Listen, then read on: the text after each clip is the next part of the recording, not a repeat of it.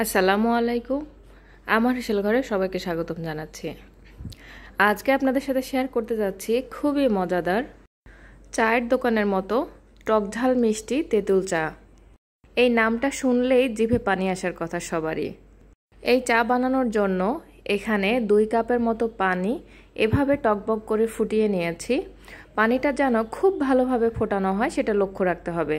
তারপরে দিয়ে দিলাম সামান্য একটু লবণ। যে কোনো চায়ে সামান্য একটু লবণ দেওয়ার কারণে চায়ের কালার আর ঘনত্বটা অনেক বেশি ভালো আসে। তারপরে দিয়ে দিচ্ছি 1.5 চা চামচ চা পাতা। মেজারমেন্ট কাপের 2 কাপ পানির জন্য 1.5 চা চামচ চা পাতা দিতে হবে। তবে একটু কড়া লিকার খেতে পছন্দ করলে 2 চা চামচ দিতে পারেন। তারপর ঘড়ি ধরে 2 থেকে 3 মিনিট এই চা মিডিয়াম হাই আঁচে ফুটিয়ে নিতে হবে। এতে করে চায়ের কালারটা অনেক বেশি সুন্দর আসবে আর লিকারটাও অনেক বেশি গাঢ় হবে। তো 2 থেকে 3 মিনিট ফুটিয়ে নেওয়া হয়ে গেছে। এখন একটু দেখিয়ে দিচ্ছি আপনাদের কালারটা কতটা সুন্দর এসেছে।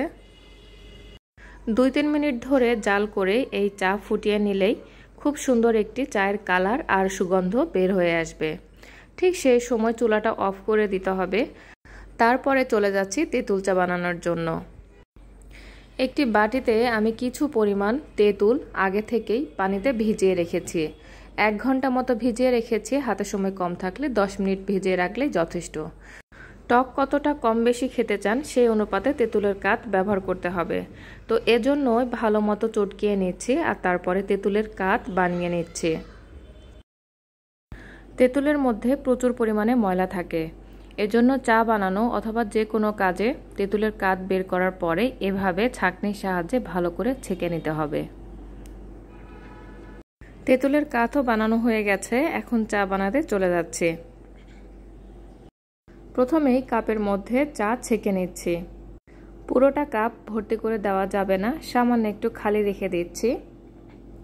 তারপরে বানিয়ে রাখা তেঁতুলের কাঠ অর্ধেকটা দিয়ে দিচ্ছি, কারণ যে পরিমাণ তেঁতুলের কাঠ বানিয়েছি সেই পরিমাণ তেঁতুলের কাঠে 2 কাপের মতো তেঁতুল চা বানানো যাবে। অর্ধেকটা তেঁতুলের কাঠ দেওয়ার পরে সামান্য একটু মিশিয়ে নিচ্ছি। তারপর একটা ছোট সাইজের কাঁচামরিচের ঠিক অর্ধেকটা দিয়ে দিচ্ছি। এখানে যে পরিমাণ চা বানানো হয়েছে, একটু ঝাল ঝাল একটু টকটক আর মিষ্টি মিষ্টি চা বানাতে হলে একটা পুরোটা কাঁচামরিচ দিতে হবে। তো সে জায়গায় আমি সবুজ কালারের কাঁচামরিচের অর্ধেকটা দিলাম আর লাল রঙের কাঁচামরিচের অর্ধেকটা দিলাম। তবে পছন্দ মতো ঝাল আপনারা ব্যবহার করতে পারেন। তো এখানে স্বাদ মতো চিনি দিয়ে দিচ্ছি। 2 চা চামচ চিনি দিচ্ছি। এতে করে টক ঝাল মিষ্টি সব কিছুর সমান ব্যালেন্স থাকবে, খেতে খুব ভালো লাগবে। তো টক ঝাল মিষ্টি অবশ্যই আপনাদের পছন্দ মতো ব্যবহার করবেন সব কিছু। তারপরে চিনিটাও এভাবে নেড়ে চেড়ে ভালো করে গলিয়ে নিতে হবে। এখন এই তেঁতুল চা খাওয়ার জন্য একদম রেডি। খেতে অসম্ভব মজা লাগে টক ঝাল মিষ্টি স্বাদের এই তেঁতুল চা। রেসিপি ভালো লাগলে একটা লাইক দিবেন আর আমার চ্যানেলটি সাবস্ক্রাইব করে আমার হেসেল ঘরের সাথে থাকবেন। আল্লাহ হাফেজ।